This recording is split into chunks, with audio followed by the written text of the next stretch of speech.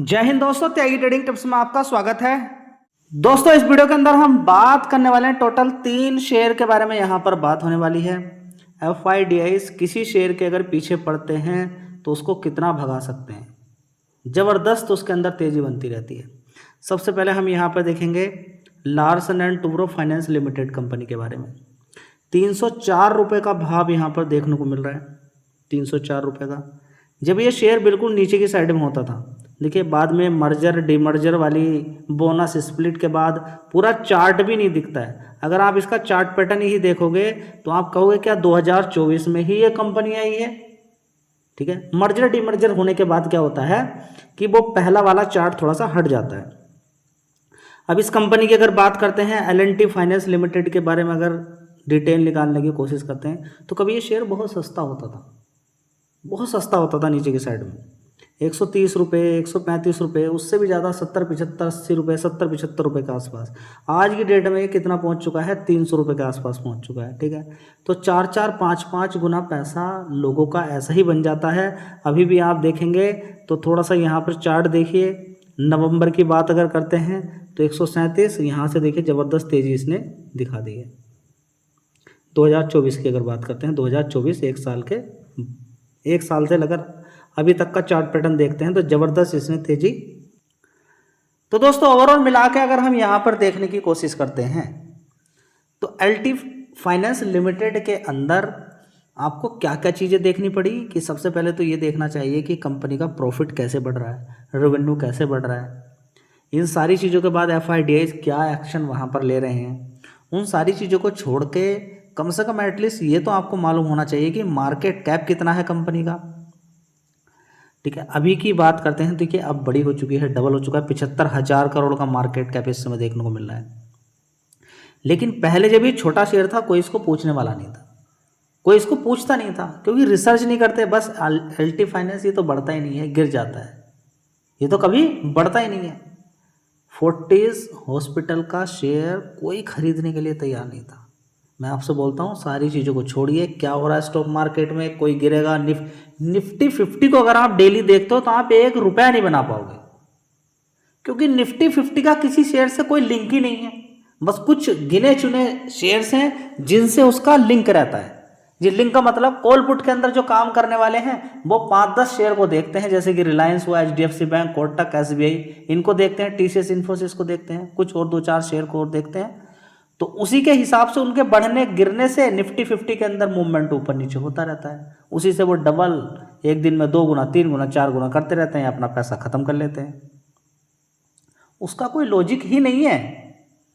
आप कैसे उसका लॉजिक लगाएंगे बताइए, उसका कोई लॉजिक नहीं है। देखिए उसका लॉजिक मैं अभी यहीं पर आपका खत्म कर देता हूँ।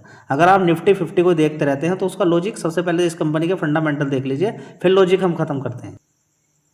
तो दोस्तों यहाँ पर अगर बात करते हैं सितंबर क्वार्टर, 1 साल पहले 4019 करोड़ का रेवेन्यू था, उसके बाद 4098, उसके बाद 4023 करोड़, उसके बाद 4260 करोड़, अभी देखेंगे 4336 करोड़। आप कहेंगे 4000 की रेंज में ही घूम रहा है। देखिए पुराना अगर आप देखेंगे, थोड़ा पहले चले जाइए, 3000 की रेंज थी। ठीक है, अब बढ़ते बढ़ते कहाँ पर पहुँच गया। ठीक है, इसी तरह से अगर आप ऑपरेटिंग प्रॉफिट भी देखने की कोशिश करते हैं तो लगातार ऑपरेटिंग प्रॉफिट के अंदर दमदार तेजी तेजी तेजी देखने को मिल रही है। ठीक है, इसी तरह से अगर आप देखते हैं नेट प्रॉफिट तो 735 करोड़ का है। इससे पहले 701 था, उससे पहले 636, उससे पहले 626 करोड़ था, उससे पहले 697 करोड़ था। तो धीरे धीरे ऊपर की साइड में आपको देखने को मिल रहा है। ठीक है, कभी आप देखना चाहते हैं तो पूरे साल का आप देखिए, वहाँ से पता चलेगा। आप चले जाइए, देखिए ये आपको देखने को मिल रहा है पूरे साल का है 595 करोड़ का नेट प्रॉफिट। कब का है, 2014 का। कितना, 2014 का। ठीक है, 2014 से फिर धीरे धीरे धीरे धीरे आप देखेंगे, धीरे धीरे बिल्कुल कछुए की चाल, बीच में कभी गिरावट भी, धीरे धीरे बढ़ते बढ़ते अब यहाँ पर आप देख सकते हैं। तो पिछले 3 साल से धीरे धीरे ऊपर की तरफ ही मूवमेंट आपको देखने को मिल रहा है। FIDIs को भी अगर आप देखना चाहते हैं तो देख लीजिए, यहाँ पर कभी DIS की होल्डिंग कितनी होती थी इस कंपनी के अंदर, देखिए कितनी होती थी, 6% की। आज की डेट में कितनी है, 14% की। ठीक है, FIs ज़्यादा होते थे तो FIs भी देखिए अभी यहाँ से नीचे गिरने के बाद जब काफ़ी माल बेच दिया इन्होंने, देखिए 11% की हिस्सेदारी थी, बेचते बेचते 5% की रह गई। कितनी, 5.30% की, फिर 5.48 हुआ, उसके बाद 6.19, 6.40, यानी कि जब माल अच्छा खासा बेचा FIDIs को बेचते रहे, उसके बाद जब अच्छा खासा माल उन्होंने बेच दिया, उसके बाद लगा कि हाँ ऊपर की साइड में लोग अपना बेचना शुरू करेंगे, तो FIDIs दोनों ने खरीदना शुरू कर दिया। आगे दोनों बेच भी सकते हैं। कहने का मतलब ये है कि मैं आपसे कह रहा हूँ कि आपको अपॉर्चुनिटी नहीं मिल रही, ठीक है, आप चुपचाप बैठ जाइए। आपको कहीं ना कहीं अच्छी कंपनियां गिरती हुई मिलेंगी, बढ़िया कंपनियां। ये चलता है स्टॉक मार्केट में।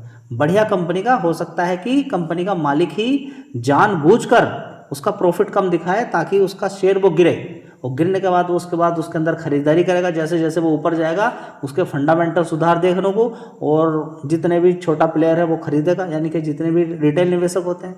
तो यहाँ पर ट्रैप होता है, इस चीज़ पर आपका नज़र होना चाहिए।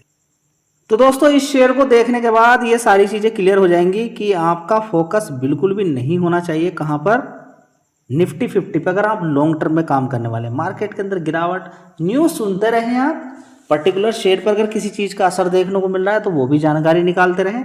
देखिए ख़त्म कुछ नहीं होने वाला है, ये समझिए आप कि परमाणु बम एक जगह गिरेगा तो उसका नुकसान बड़ा बड़ा रहता है, ठीक है। अब रशिया यूक्रेन की लड़ाई चल रही है, देखिए बड़े हथियार का इस्तेमाल नहीं है, ऐसा नहीं कि एक दिन के अंदर ही यूक्रेन ख़त्म हो गया, ठीक है। सारी चीज़ों को आपको देखना चाहिए, ऐसा नहीं कि बस आ गए स्टॉक मार्केट में, ध्यान नहीं दे रहे। सुजलोन एनर्जी की अगर बात करते हैं, बहुत सारे ऐसे ब्रोकर हैं जो बोल रहे हैं कि ये शेयर ऊपर की साइड में जा सकता है 44% तक, लेकिन इस चीज़ को आपको नहीं देखना है।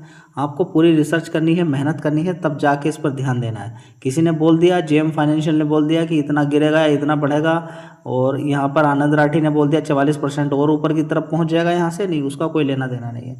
आपको अपनी रिसर्च करनी है, उसी पर काम करना है। उसकी बात आप सुन सकते हैं, उसका लॉजिक सुन सकते हैं, नहीं, उस पर काम नहीं करना है। आप देखेंगे 78,000 करोड़ का मार्केट कैप है। मैं आपसे एक बात बोला था कि ध्यान नहीं देना होता है, क्यों? क्योंकि 5 साल का मात्र आप चार्ट पैटर्न देखिए। ये कितने का शेयर था? 3 रुपये का। कितना मारा? 3 रुपये से अगर 30 रुपये पहुँच गया, ठीक है, मैं बोलता हूँ चलो 4 रुपये ही मान लीजिए, ठीक है, 3 रुपये मान लीजिए, 3 रुपये से 30 रुपये कितना भाव हो गया? 10 गुना। उसके बाद ध्यान से देखते चलिए कहाँ तक चला गया शेयर, कितना गुना कर दिया? 5 साल में 29 गुना पैसा कर दिया। 29 30 टाइम हो गया। कब से लेकर? देखिए यहाँ पर साफ लिखा हुआ 6 नवंबर 2020 से लेकर 20 सितंबर 2014 तक। और आप उठा के निफ्टी 50 का देखिए, मैं आपको सारे चार्ट क्या दिखाऊं, आप निफ्टी 50 का चार्ट देख लीजिएगा 5 साल का, आपको समझ में आ जाएगा कि कितने रिटर्न बने हैं। मैं आपको दिखा देता हूँ। निफ्टी 50 का हमने चार्ट खोल लिया और हम 5 साल का चार्ट पैटर्न यहाँ पर देखेंगे, डबल पैसा हुआ। तो बताइए कहाँ पर आप किस लॉजिक से आप सोचते हैं कि मार्केट गिर रहा है, मार्केट बढ़ रहा है, मैं तब पैसा लगाऊंगा, मैं ऐसा लगाऊंगा, मैं वैसा लगाऊंगा? कोई फ़ायदा नहीं। जब ज़्यादा मार्केट गिरा होता है तब और ज़्यादा मज़ा आता है खरीदने में, ठीक है। निफ्टी 50 जो इंट्राडे में काम करने वाले लोग हैं, जो शॉर्ट टर्म के लिए काम करते हैं, वो निफ्टी 50 का रुख देखते हैं। जो लॉन्ग टर्म में काम करने वाले, कोई लॉजिक बनता नहीं है उनका। मुझे तो समझ में नहीं आया कि आप निफ्टी 50 पे या मार्केट गिरेगा बढ़ेगा, क्या इससे लॉजिक है? एक ने 30 गुना पैसा किया है, एक ने डबल किया है निफ्टी 50 ने, क्या लॉजिक है? मुझे आज तक समझ में नहीं आया है जी। वो 50 कंपनियां वो ऑलरेडी भागी पड़ी हैं, उनके गिरने बढ़ने से क्या लॉजिक है? ये निफ्टी 50 की जो 50 कंपनियां हैं वो मजबूत हैं, ऑलरेडी भागी हुई हैं, वो गिरेंगी तो ठीक है। अब इतना जाने वाला उतना जाने वाला नहीं समझ में आता भाई। आप अपना लॉजिक लगा सकते हैं, जो भी लगाना है आपको। दोस्तों हर शेयर को ऐसा नहीं होना चाहिए कि आप बस खरीदना कल ही खरीदना है। आप फोकस भी कर सकते हैं। बहुत सारे शेयर्स होते हैं जिन पर फोकस करना होता है। जैसे कि इस शेयर को आप देखिए, ये नीचे से कितना भागा, 264 रुपये से भाग कर कितना पहुंच गया? 846 रुपये। आज की डेट में कितना है? 378 गिरा हुआ शेयर है, तो आप फोकस कर सकते हैं। गिरने के कारण क्या रहता है? वही मेन चीज़ वही रहती है कि कंपनी के प्रॉफिट के अंदर गिरावट है। मार्केट कैप देखिए इसका 10,000 करोड़ का IT कंपनी है। तो इस पर चाहो तो देखिए IT को लेकर अभी दिक्कतें परेशानी है, लेकिन IT कंपनी के बिना आप समझिए कि आजकल क्या हो सकता है? कुछ भी नहीं हो सकता है बिना IT कंपनी के, कुछ नहीं है। समझिए इन सारी चीज़ों। चलिए, तो ये बात यहाँ पर क्लियर हो गई कि बिरला सॉफ्ट के अंदर बड़ी गिरावट है। रिजल्ट्स इस समय हम देख लेते हैं, मार्केट कैप कम है। एक बार रिजल्ट्स देखते हैं। देखिए सबसे पहले हम देखेंगे मैक्सिमम चार्ट पैटर्न, एक बार खोल के देखिए तो आप पाएंगे कि शेयर कितने का होता था। सारा खेल तो यहाँ से 2019 से शुरू होता है, 2023 के अंदर शुरू होता है 279, तो वहीं पर पहुँच गया जहाँ से ज़बरदस्त तेज़ी बनी थी। तो देखिए ये बार बार टच कर चुका है, एक बार पहले भी इसने टच किया 577, तो शायद ये भाव अच्छा हो जाए। ठीक है, अब आगे देखते हैं क्या होता है। देखिए रिकमेंडेशन किसी भी शेयर की नहीं है, गिरा हुआ भाव है, वो मैंने आपके साथ शेयर कर दिया शेयर। ठीक है, क्योंकि ये दिक्कत होती है कि हमें गिरे हुए शेयर नहीं मिल रहे हैं। देखिए कितने सारे शेयर्स मैं आपको दिखाता रहता हूँ कि ये गिरे हुए हैं, बढ़िया मजबूत शेयर है, ध्यान लगाएं आप। तो दोस्तों गिरावट के बड़े मेजर रीजन नहीं होते, यही है कि देखिए सितंबर क्वार्टर एक साल पहले सेल्स देखिए 1368 करोड़, फिर कितना 1363 देखिए बराबर है, उसके बाद 1317 गिर गया, फिर 1285 करोड़ का कंपनी का क्या रह गया, रेवेन्यू रह गया। उसके बाद देखिए अब थोड़ी सी ग्रोथ देखने को मिली है, यहाँ पर बड़ा है थोड़ा सा, तो इसका असर देखने को मिलता है। अब देखते हैं क्या होता है। फिलहाल देखेंगे 2 क्वार्टर से देखिए ऑपरेटिंग प्रॉफिट अच्छा दिखाया कंपनी ने 214 करोड़ का। यहाँ पर देखिए 159 था, 174 था, 163 करोड़ था, उससे पहले 165 करोड़ था।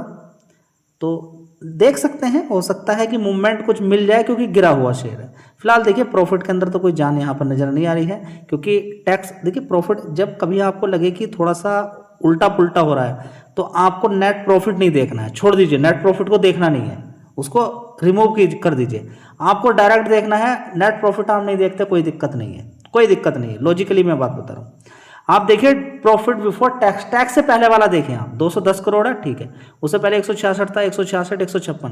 देखिए मैं इसलिए बोल देता हूँ, देखना तो होता है, लेकिन फिर भी आप नहीं देखेंगे चलेगा, लेकिन नेट प्रॉफिट एक बार को आप देखें ना देखें, लेकिन प्रॉफिट बिफोर टैक्स आपको जरूर देखना है। वहाँ पर कभी कभी माइनस प्लस वहाँ पर आप हो जाएंगे, समझ नहीं पाएंगे, कभी कभी दिक्कत हो जाती है, क्योंकि हम इस कॉलम को नहीं देख पाते। कभी तो 2% का टैक्स है, कभी टैक्स दिया नहीं, कभी ज़्यादा कभी कम, ये सारी चीज़ें होती हैं, तो आप एग्जैक्ट अनुमान लगा नहीं पाते। आप क्या कहेंगे, नहीं 122 करोड़ से तो यहाँ से तो कमी है, लगा लिया ना आपने, 122 करोड़ से तो ये तो कमी है, ये तो कमी है, ये तो ज़्यादा है, रिजल्ट कोई खास नहीं है, बराबर सराबर ही है। लेकिन प्रॉफिट बिफोर टैक्स में आप देखेंगे 200 करोड़ का प्रॉफिट बिफोर टैक्स दिखा रहा है। समझ बात आ रही है? तो ये मेन पॉइंट है। तो इस कंपनी के रिजल्ट्स अगर देखें तो ठीक ठाक ही हैं, अच्छे हैं, कोई ख़राब यहाँ पर हम नहीं बोलेंगे गिरावट के अकॉर्डिंग। अब यहाँ पर हम देखते हैं गिरावट के कारण क्या रहते हैं। 20% की DIS की होल्डिंग होती थी, आज की डेट में 21% की है, तो यहाँ पर देखिए 24% थी, 24 से 21% तो बढ़ोतरी देखने को मिली।